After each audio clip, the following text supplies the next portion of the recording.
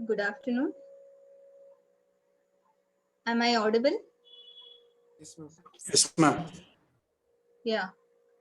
In the last class, we had spoken about the scope and opportunities of electronics engineering and how everything is interconnected. So you can't be a purely hardware engineer or purely software. Uh, Anything what we call as pure also hardware will also involve software. Software very often we are better off as software engineers if our knowledge of hardware is good enough. So remember, everything is interconnected, and so many subjects, applications to give you idea of where and all you can work, where be it for your mini projects or projects and other things. You can develop applications, the scope. We saw all this, the market, uh, which areas have lots of potential, uh, how many $1 billion market for each of the things. You see, there is lots of scope. Okay, with this background, let's move on to our actual subject, that is analog circuits, with the subject code 18EC42. Okay, so let's discuss what all we study in this subject briefly. Before going to that, what are our learning objectives for this course? Our learning objectives are we have to learn at the end of this course, you will be able to explain the various BJT parameters, the connections and configurations. So what is BJT? The different parameters, what different applications or connections can be there, and all the uses along with the configurations. And then we'll be able to design and demonstrate the transistor amplifiers. And next, we'll be talking about another type of transistor, the field effect transistor.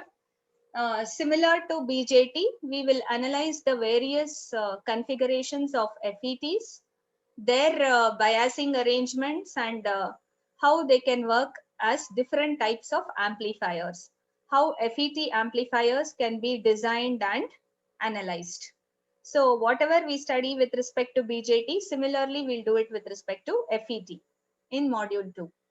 Next, we'll be talking about how to construct the frequency response of FET as well as BJT amplifiers.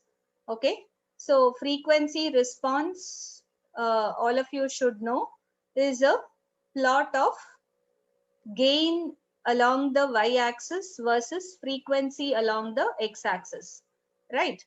So if I vary the frequencies, will the gain remain the same throughout? You have designed an amplifier to provide a gain of 100, say for example. Will the gain of 100 remain constant at all frequencies? Say frequency 10 hertz, whether I consider frequency 10 megahertz or 10 gigahertz, everywhere will it remain 100?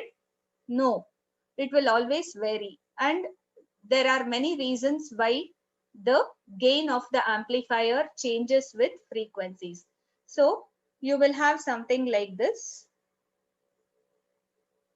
You will see the gain, instead of remaining, ideally it should remain a straight line like this. The gain of the amplifier versus frequency. Gain we represent with the symbol A commonly. Okay, if it is voltage gain, I'll call it AV. If it is current gain, I'll call it AI. Power gain, I'll call it AP. So there are different terminologies used. And when I plot this gain versus frequency, we expect it to remain the same at all frequencies, but practically it varies something like this. If I have designed for a gain of 100, you'll get that 100 only in a certain range of frequencies, and out of those frequencies, beyond those frequencies, it will decrease and it can fall off to 0. So this range of frequencies where an amplifier works as per its design. You have designed an amplifier for a gain of 100, and this amplifier will work according to its design. That range of frequencies, we call it as the bandwidth of an amplifier. So bandwidth is also known as the difference between the high and the lower cutoff frequencies. Higher cutoff frequency is the maximum frequency point where you'll be having the amplifier work according to design, and FL represents the minimum frequency or the lower cutoff frequency point where the amplifier gives you the correct design. Below that, or below FL or above FH, I can't use the circuit to work as an amplifier. You have designed a transistor circuit to work as an amplifier. It can work correctly as per design only between FL and FH. So this range of frequencies is known as the bandwidth of an amplifier. It's the useful range of frequencies where an amplifier works as per its design. It doesn't go outside its design. Okay, that is called the bandwidth. And we'll be talking about this bandwidth and the frequency response. Why an amplifier responds like this? Why can't it give us the ideal characteristic what we expect? So all this we are going to study in module 3.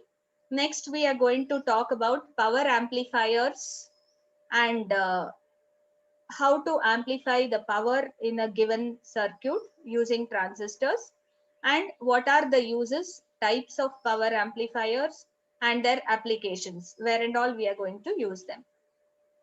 And we'll also discuss about the concept of feedback, that is bringing a portion of the output signal. Say if this is an amplifier, if this is the input and if this is the output side, this is the input side, bringing a portion of the output. Say I'm going to take only a part of the output. The output value V naught multiplied with say 0.1 or so, 10% of the output. I'm going to bring it and connect it back to the input side. That is called feedback. So bringing a portion of the output back to the input side is known as feedback. And if that portion of the output signal which you brought to the input side, if it adds with the input, say there was an input voltage Vi here and whatever feedback voltage I am bringing here, if both are in the same direction. So if Vi, which we show here, and Vf represents the feedback voltage and Vi represents the input voltage. When both these voltages, the existing input and the feedback, are in the same direction, they will aid each other or they will add up, right? So when both these voltages are in the same direction, they are going to add up and they will help each other. They will be adding up to cause a higher amount of input signal. So if I call this input source as Vs, if I call the input signal which goes to the amplifier here, this goes to the actual amplifier. If I call this signal as Vi, this Vi will be the applied input source Vs plus the feedback voltage. Then we call this type of feedback as positive feedback. So whenever the portion of the output voltage which is returned back to the input, whenever it adds to the existing input, then we call it as positive feedback. This positive feedback is basically used in oscillators. Hope all of you remember, know what are oscillators. Can somebody tell me what is an oscillator? Please unmute and answer.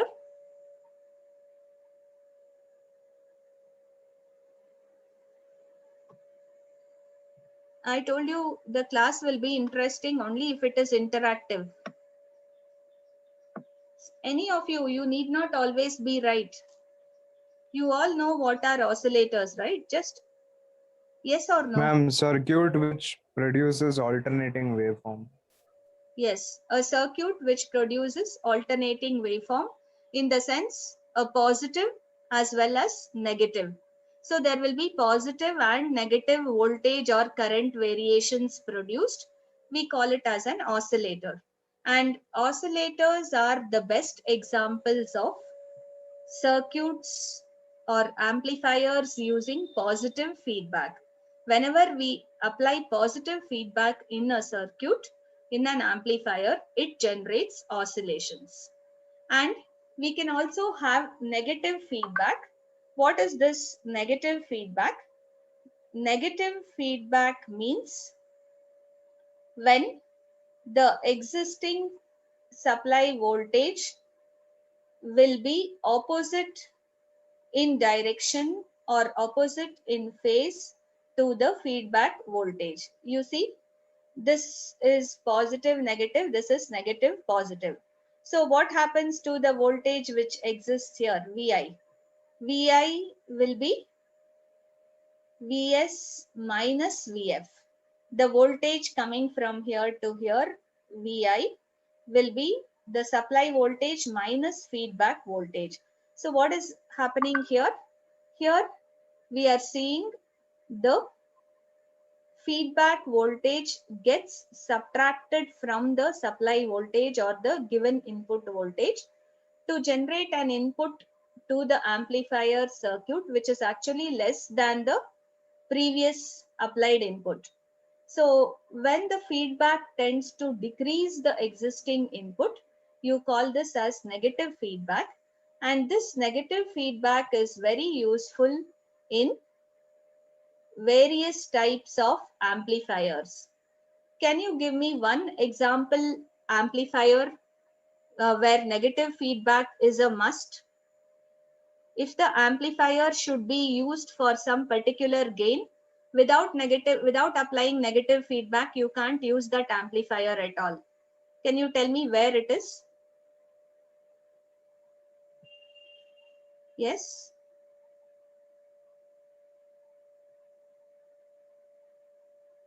You have studied it in your basic electronics.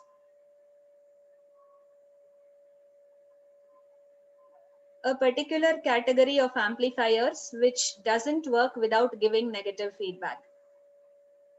It can't be Op-amps, ma'am. Yes, you're right. Op-amps are examples of those amplifiers which can't be used for amplification applications without giving negative feedback.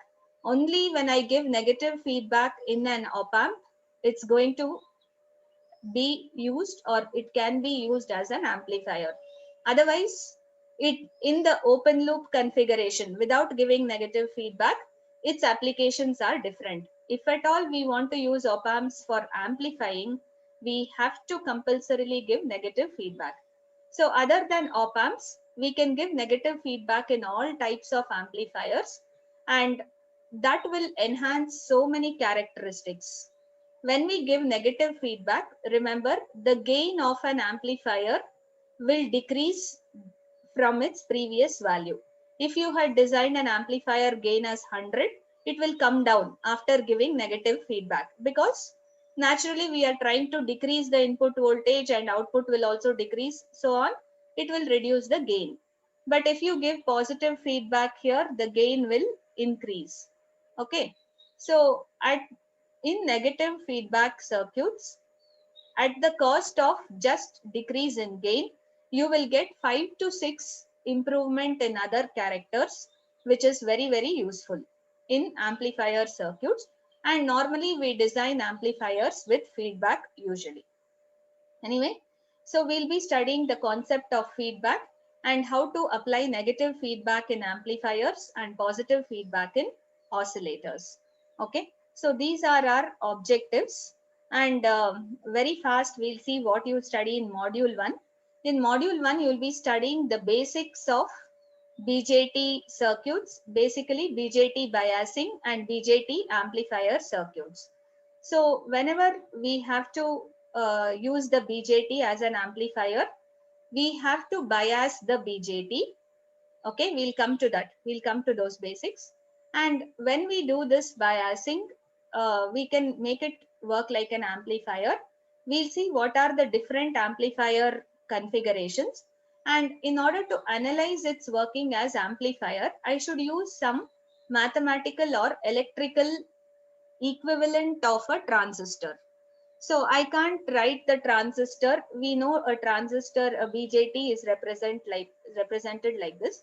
If I just keep it as it is, I'll not be able to do the mathematical and signal analysis, electrical signal analysis. So what I'll do, I'll replace this with an electrical equivalent model. Say a model which consists of a resistor, a voltage source, a current source, and conductance or another resistance, something like this. So if I replace this device with an equivalent electrical circuit, we call it as a electrical equivalent model, electrical and mathematical equivalent model of the transistor. And we are going to write the appropriate models for the transistor, which will be analogous to the transistor. It will imitate the behavior of this transistor. So whatever model we write should imitate the behavior of the actual transistor, and it should also be simple enough to help us do the mathematical and electrical signal analysis. So we'll be able to analyze the transistor amplifiers by replacing the transistors with their equivalent models. We call that as small signal operation and models. We'll do that. And later on, we'll start off with FETs, where we do it directly with MOSFETs. So biasing the MOS amplifier, just like what we did for BJT, we'll repeat the same thing for FET. First, we'll see how a MOSFET works along with its biasing. Then we will see how to do small signal operation, in the sense how to replace the MOSFET with its equivalent electrical model, and how to find all the parameters, how to analyze the behavior of the MOSFET. That is what you expect in module 1. In module 2, we'll see the various MOSFET amplifier configurations, and we will also study the high frequency model. So I told you the behavior of an amplifier will vary according to frequency. It won't be constant at all frequencies. I showed that to you in the frequency response, right? So since the behavior changes, how do we analyze the high frequency model? What are the effects of internal capacitances in the MOSFET device? All that we'll see. We'll also see the frequency response of one common MOSFET amplifier known as CS, common source amplifier. And then we'll study briefly about oscillators. All this in module 2. Okay, you can see the textbook reference is also given, text 1 for all this. In module 3, we'll go to use of negative feedback in amplifiers. We already studied positive feedback and oscillators in module 2. Module 3, you'll study negative feedback with used with amplifiers, the different configurations and the analysis. And we'll also study power amplifiers. I told you, when we amplify power level of a signal, it is very useful for so many applications like speakers and all. How it works, we'll see. And module 4 and 5 is about linear ICs or op-amps. We'll be talking in detail. So you have seen a little bit basics about op-amps in your basic electronics. Here we'll be going in more detail. We'll study the basics, the 3 basic configurations. What are the 3 basic configurations of op-amp, which you have studied? Yes? 3 basic op-amp configurations. Inverting, Inverting, non-inverting, non-inverting, and voltage follower, right? You are correct.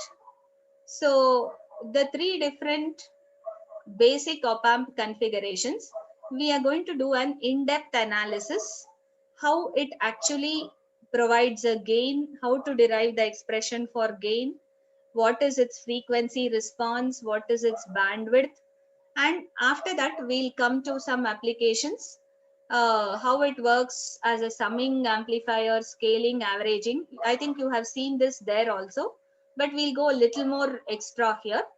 And another very important application of op amp is instrumentation amplifier, which is useful in almost all practical day circuits. The other applications are as comparators, zero comparators when we don't use feedback. Without giving feedback, op amp can act like comparator, zero crossing detector, and Schmitt trigger. These are all comparing applications. Zero crossing detector and Schmitt trigger are also comparator applications. So we'll study the three basic configurations in detail, do the detailed analysis, and we'll study some applications here. This refers to text 2. So op amps are from text 2, whereas all the transistors and MOSFETs are from text 1. Okay, I'll tell you which is text 1 and text 2 next. In module 5, we'll go to little more op amp application circuits, the digital to analog converters and its types, analog to digital converter ADC and its types, and how op amp can be used as a precision rectifier, half wave, full wave precision rectifier. Precision means accurate. So how it can give you very accurate rectification, better than a single diode, simple diode. How op amps can be used as filters, which will help in filtering a portion of the input signal frequency and eliminating the other input signal frequencies. Okay, only some parts of the input signal frequencies are passed, the others are eliminated, they are filters. And we'll study 4 different types of filters. So these are additional applications of op amps which we will study. Actually, these parts are very interesting and relatively easy also. Compared to BJT and the MOSFET part, this module 4 and 5 are much more easier, and everything is interesting. In fact, op amps are interesting because of their variety of applications. We study so many applications, how the op amps can be used. Then we'll come to another wonder device. We call it as one wonder device in electronics, known as the 555 timer. So this 555 timer uses op amps internally, but the circuit of 555 timer, its architecture in itself is a wonder. And once this came as an IC, people haven't looked back. It is still in use in lots of circuits. So many applications, especially timing applications, we still use 555 timers.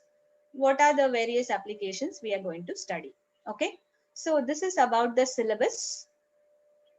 Coming to the outcomes of this course. So at the end of this course, you will be able to explain the characteristics and operation of BJT and FET. Outcomes are similar to your objectives. So once you start off with those objectives, you should be able to do this at the end of the course. You'll be able to design and analyze different types of BJT and FET amplifiers.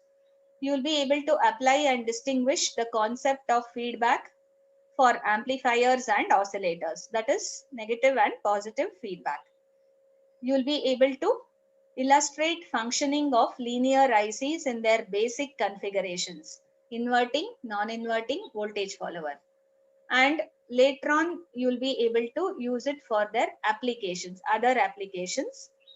Design linear IC applications and 555 timer based circuits.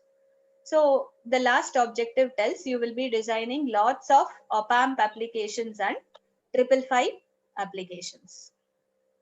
Question paper pattern we know. Textbooks, please make a note.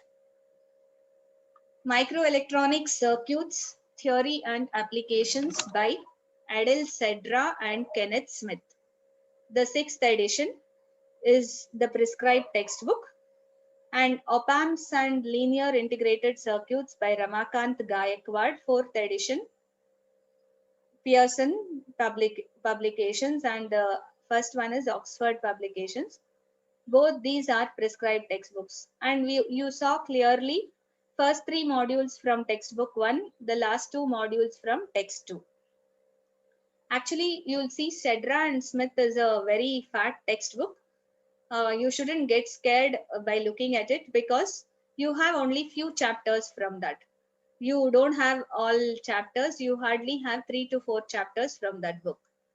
Similarly, from this Ramakant Gayakwad, though it is not so big, you have just a few parts, not even few complete chapters, just parts and portions from different chapters have been taken.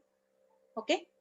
So other than that, Boylsted and Nashelsky is a reference book for easy reading and understanding. If you want, you can read. But as I'm telling you, Cedra and Smith is a very good book to have. If you want any electronic design and circuit to happen, Cedra and Smith is a great book. I have the soft copy of the book, and we will make a Google Classroom shortly. I'll post it on the Google Classroom. Okay. Currently, if you are not able to buy, if possible, you buy it online. If not, we'll make the Google Classroom and I'll share it. Okay. So this is about the textbook. Now we'll move on to the prerequisites before starting off the module 1. So today let's briefly discuss. I want you to be interactive and answer here. So, so that we'll finish this fast. It's everything about what you have studied in your basic electronics and electronic devices combined. Okay. Excuse me. So BJT, what's the full form of BJT? I want you people to answer quickly. Bipolar junction Bipolar transistor. junction transistor. Why is it called so? Because Two carrier type of statements. carriers are involved in its work. Yes, the current is made up of 2 types of carriers, both majority and minority carriers. Bipolar junction transistor, full form of BJT, and it has how many terminals and how many junctions? 3 terminals, 1 2 junction. junctions. 2 junctions, you're right. 3 terminals and 2 junctions. It is written here, you can see. One terminal is called the emitter terminal, right? And the base and the collector, 3 terminals, 2 junctions. This is one junction, we call it as the emitter base junction, and this is one junction, we'll call it as the collector base junction. Emitter base and collector base junction. And transistors can be made of 2 types of material configurations. What are they? NPN and PNP. NPN and PNP, as you can see here. This is an NPN transistor. Emitter is of N-type material, base is of P-type, collector is of N-type. Whereas this is a PNP transistor, the other one. Emitter and collector are made of P-type semiconductor material, base is of N-type. So what's the difference between N and P-type semiconductor material? Ma'am, the majority charge carriers. Electrons, Are what? P-type, majority. In In N-type, it is electrons, and it is electrons. Yes, in P-type it is Holes. Holes. So we know that. Anyway, today we are trying to replace silicon with other material. Anyway, I think if the meeting ends in another, I think another 9 minutes, you can log in again. So we know all these basics. We've seen this. We'll move on. So two junctions, emitter base, collector base junctions. So what are the two main applications of a transistor, BJT? As an amplifier. Yes, And a switch. and a And a switch. switch. Okay, as an amplifier and a switch. What is the analogy, the diode analogy of a transistor? You see here, for an NPN transistor, the two diode analogy can be used. We know the emitter is of N type, the base is of P type silicon, and the collector is of N type. So the emitter base junction will be a diode like this, a PN diode as shown. This is the N type and this is the P type. And the collector base junction, this is the collector base junction, can be in this direction, a diode. So it is like two back-to-back connected diodes can represent a transistor. But beware, if you try to replace a transistor with two diodes and try to get the same operation, will you get?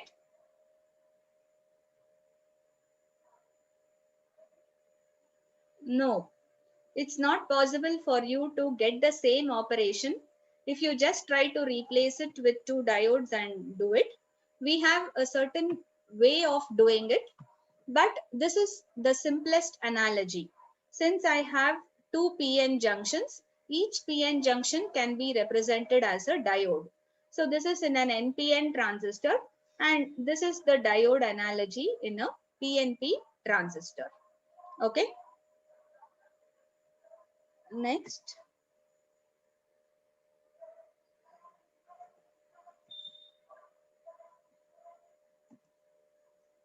Okay. We can have three different ways of connecting the DC voltages to a transistor. We also call those DC voltages as the bias voltages, right? We are going to connect the DC voltages to a transistor if we have to make the transistor operate. See, without connecting any external voltages, will the transistor be useful? Will it do anything? Will there be a current? No, ma'am. No. So without connecting external No, voltage ma'am. to a transistor, there won't be any current flowing through the transistor, or there won't be any amplification or switching action happening. If you want to make use of a transistor, it is compulsory that you bias the transistor. What is biasing? Biasing is a means of connecting external DC voltages to a transistor, either directly or through resistors. You connect that external DC voltage to a transistor directly or by using resistors, so that you will make the transistor work in different regions of operation in its characteristics, and I can apply it in different ways. So simply speaking, there are three modes of operation which we can do. We'll be seeing this in more clarity as we see the characteristics also. So if I connect the emitter base junction as a reverse bias, if I give reverse bias power supply to the emitter base as well as collector base, then we say the transistor is cut off. What happens when the transistor is cut off? There is no current, no current It will flowing. be in off state. Yes. So when a transistor is cut off, there is no current flowing through the transistor. And next we can have, we call that as cutoff mode of operation. Please remember here, both the junctions are reverse biased. Active mode of operation is what we use commonly for amplifiers. Whenever we are going to use the BJT as an amplifier, we always try to bias it in active mode. What is this active mode? The emitter base junction should be forward biased and the collector base junction should be reverse biased. that is when we are going to put the transistor in its active mode. And here there will be a corresponding collector current according to the base current or the input current. So you give some input current, you will get a larger version or amplified version of output current. That's why it can be used as an amplifier here. Be it current or voltage, you will see it will be increased in magnitude. And one thing you tell me, all of us are familiar with Newton's a law that energy can neither be created nor destroyed, right? Then how does a transistor increase the magnitude of an input signal? We are saying a transistor amplifies. How can a transistor amplify if it is a well-known law? I can't create energy just like that. When we say it is amplifying, it implies that some energy is created, extra energy. You give something less and you're getting more. Is it possible to do that? Can somebody justify how this is done?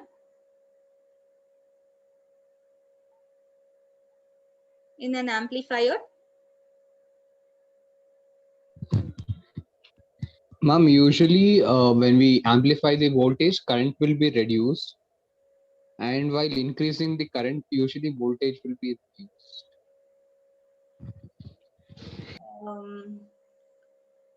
Not exactly. A larger current means a larger voltage. Larger current flowing through a load resistance generates a larger output voltage. Okay, what normally happens here, when we talk of amplification, we are talking of AC voltages. I have some message. No. Whenever we say a transistor amplifies, we say we are going to supply AC voltages. When I give a sinusoidal voltage here, say of magnitude 0.1 volt, I may be getting a voltage of magnitude 1 volt or 10 volts at the output. So this sine wave what I'm getting here will be a bigger version or an increased magnitude version of the input sine wave. This is what happens in a transistor. So it looks like as though the transistor is generating energy, but actually it is not doing so. Please remember, the transistor cannot amplify unless and until we bias the transistor. And what is biasing? Biasing is connecting DC voltages. I have to forward bias the base emitter junction. Say this is base and this is emitter. I have to forward bias this base emitter junction. This is a P-type base and N-type emitter. So I should connect a voltage source here, VBB. And I have to reverse bias this collector to base junction. I have to connect a voltage source, a DC voltage source here, VCC. Unless I give a DC voltage source or bias the transistor cannot be used for any purpose. Please remember, it is useless. Transistor is useless as an amplifier if I don't bias it. So once you bias it, you are going to give DC voltages. Now, actually what happens during increasing the magnitude of AC signal is it's going to convert DC energy into AC energy. So basically it is not creating or generating energy. It is going to make use of the DC voltages given, and it will help increase the magnitude of the AC signal. Okay, so you are giving some DC voltage, but with the help of that DC, you will be able to increase the magnitude of the AC signal by converting a portion of the DC signal to AC. That is how amplification actually happens. Okay, and that's how you justify how an amplifier works. We are still following Newton's third law, I think, and you are still getting increase in magnitude of a signal or amplification. So this is about how a transistor can be used as an amplifier. And the last mode of operation is saturation mode, where both emitter base and collector base junctions are reverse biased. Sorry, forward biased. In cutoff, both are reverse biased. In active, emitter base junction is forward biased, whereas collector base junction is reverse biased. And in saturation, both junctions will be forward biased. And in saturation region, the current varies from minimum to maximum. It can vary from 0 to maximum. It can be anywhere. The current will can increase from 0 to maximum value it can reach in saturation, whereas the voltage across the device will be approximately 0. Voltage across the transistor. When I say voltage across the transistor, it is the voltage between the collector and emitter junction. VCE we call it as. That will be approximately 0 or very small. Okay. Anyway, we'll see all this. How to connect the voltage supply to forward bias junction and reverse bias. Forward biasing means essentially what? Connecting Positive to P. positive to P and negative to N. So in this NPN transistor, if I have to forward bias the base emitter junction, I have to connect negative to N type and positive to P type base. So this supply voltage is going to forward bias this base emitter junction. This is the emitter, this is the base. And if you have to reverse bias the collector base junction, reverse biasing means I should connect negative to P and positive to N. So the collector is of N-type material. So I'm going to give positive to N-type material and negative to P-type material. So I am reverse biasing this junction and I'm forward biasing this junction. This is how we connect the supplies in an NPN transistor. In a PNP transistor, forward biasing base emitter means positive to P, negative to N, forward bias. Again, reverse biasing the base collector means what? Positive to N, Negative to negative to P. This is how you're going to connect. Okay. And we already discussed, since charge carriers have both polarities, both electrons and holes constitute of the total current, we call it as bipolar. So of the three modes of operation in BJT, active mode is the most important. In active mode, base emitter junction should be forward biased and base collector junction should be reverse biased. We already discussed that. See, it's connected like this.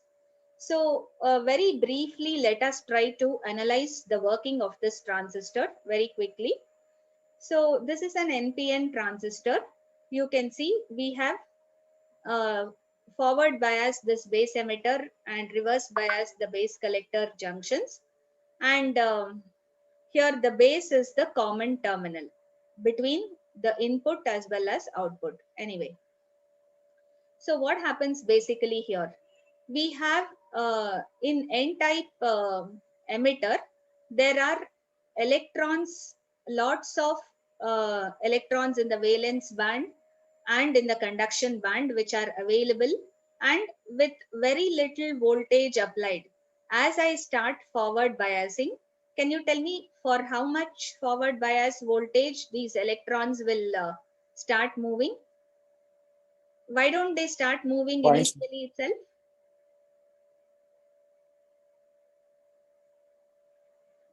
You're right. Ma'am, after applying the base voltage, it's gonna start to conduct. Why? Why doesn't it start conducting as soon as the junction is formed? Because I have majority N-type carriers here and majority P-type. Why doesn't it start conducting as soon as a PN junction is formed? Barrier. Yes. What is that barrier? Potential barrier. Depletion layer. How this depletion region is formed? Initially, as soon as this junction is fused, as soon as N and P-type materials are fused, these free electrons will try to move over to the P-type, and what? They become negative immobile ions, and the holes which try to move over to the N side will become positive immobile ions.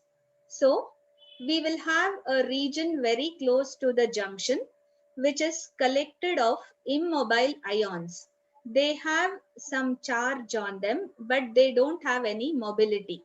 They have lost mobility because they have moved and they have recombined to form ions. So this region, which consists of or which is depleted of movable charge carriers, but it has immobile ions, positive ions on the N side and negative on the P side, is known as the depletion region, right? And this depletion region will act like a battery, and it will have some voltage, some potential or voltage will be there due to this initial diffusion of charge carriers. Because of the initial diffusion, the depletion region is formed, and that depletion region will not have, once this movement happens, the complete region will have immobile ions, and the further movement will be blocked. After some value, the further movement will be blocked because I have opposite types of ions. The N-type electrons are negatively charged. They try to move over to P-type. This negative ion barrier will oppose them. Similarly, the P-type holes, where majority carriers are holes, when they try to move over to N-side, this positive barrier here on the N-side of the depletion region will block the movement of holes, right? So they start opposing after some time. So that potential is around 0.7 volts for silicon, 0.6 or 0.7 volts for silicon, 0.2 or 0.3 volts for germanium material. If the material used in the semiconductor is germanium, the depletion potential which is formed when the P and N type junctions are fused is 0.2 or 0.3 for germanium, 0.7 for silicon. So once this happens, there won't be any further movement of charge carriers and everything is halted.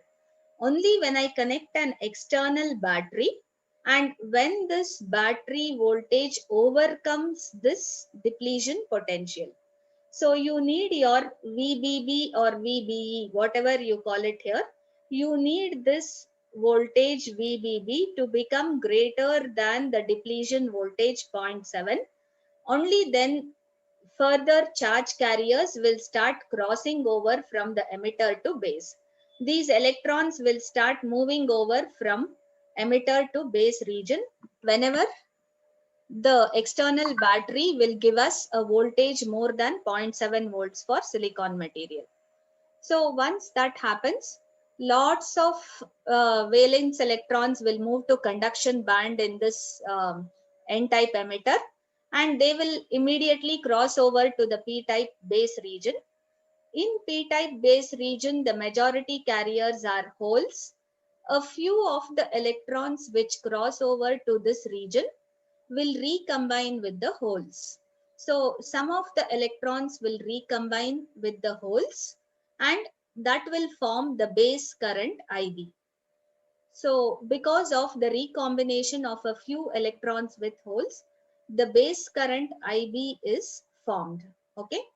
And all, remember, you can see the base region is very small in width. Emitter is large, collector is the largest. When we construct a transistor, collector would be the largest in area, emitter the next one, and base is the smallest in area. So because it's very small, it has very few holes which are available for free for recombination. So what happens to all the remaining electrons? So many electrons have crossed over from the emitter to the base region. Some out of 100, 2 or 3 will recombine. For example, what will happen to the remaining 97 or 98? They have to be moved to the next junction. And in order for that movement to take place, the external positive voltage which we give to this N-type collector, the collector is connected to the positive of the battery.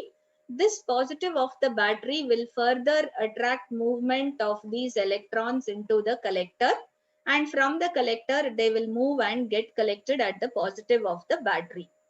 So that constitutes the collector current. You see, since electrons are moving in this direction, electrons are moving in this direction, the direction of current will be opposite that the movement of electrons.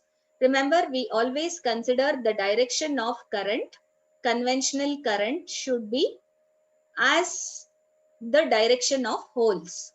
Positive charge carriers are holes. So always we say the direction of conventional current should be same as the direction of movement of holes. If electrons are moving downwards, holes are moving upwards. It's as good as telling holes are moving in the opposite direction. So you see the collector current IC is entering into the collector, whereas the electrons will be actually moving out of the collector and they will get collected in the positive of the battery. Okay. So collector region, as the name indicates, collects all the electrons. Emitter region will emit the electrons. Base region will help a little recombination happening, and it will pass on the rest of the electrons here. And this is the basic operation of the transistor. Now, this process of all these currents is due to diffusion. The movement of charge carriers here is by a process called as diffusion. But because of the reverse bias junction here, remember this collector base junction is reverse biased. Because of the reverse bias in this junction, we have the minority carriers in the base and collector also constituting a current. What is the minority carrier in the base region? Electrons. Electrons. Here electrons are the minority carrier in the p-type base. So these electrons will also move along with this diffused electrons from the emitter. Some minority electrons in the base will also move and get collected in the collector, or some additional holes which are the minority carriers in the collector will move towards the base, we can say. If I say electrons are moving here, it's same as telling holes are moving in the opposite direction. So these minority carriers are also going to be generating a small current because of the reverse biased collector base junction. So the total collector current IC will be due to the majority carriers from the emitter as well as due to the minority carriers, okay, in the base region. So overall, we can call this as, I can say this is alpha times the emitter current. So I'm writing it in capitals. The collector current can be alpha times the how many electrons start from the emitter? Say 100. This alpha will be a factor between 0 to 1. This is almost approximately equal to 1. Alpha will be 0.98, 0.99, so on. Okay. So the because 100% of the emitter electrons will not get collected in the collector. Some of them will get recombined in the base. That's why the multiplication factor alpha is 0.98 or 0.99 approximately, nearing 1 but not 1. So the collector current will have majority of the emitter electrons, but a small amount of the collector to base reverse bias junction electrons also. So there is a small current. This current will be in microamperes or so, whereas this current will be in milliamperes. Okay, please follow the difference. There is a small current coming from the reverse biased minority carriers in the base collector junction. We call that current as ICBO, reverse biased collector base junction current. And the majority current is due to the diffusion from the emitter to the base and then collector. So 99% of that comes as collector current. We call that as alpha times IE. So the equation for the collector current is alpha IE plus ICBO in this configuration. Hope base region is lightly doped. Emitter region is heavily doped. Collector region is moderately doped. What is doping? Adding impurities to pure semiconductor. Why do you add impurities? To increase the conductivity. To increase the conductivity, you're going to add impurities. And remember, the emitter region will be heavily doped with pentavalent impurities. Because I want free electrons for conduction, I'm going to dope the N region with pentavalent impurities so that there are lots of free electrons available, and the P type is doped with trivalent impurities so that it will have free holes present. And base region is lightly doped, so I have very few free holes. Emitter is heavily doped, lots of free electrons. Collector is moderately doped, so moderate number of free electrons are present in the collector also.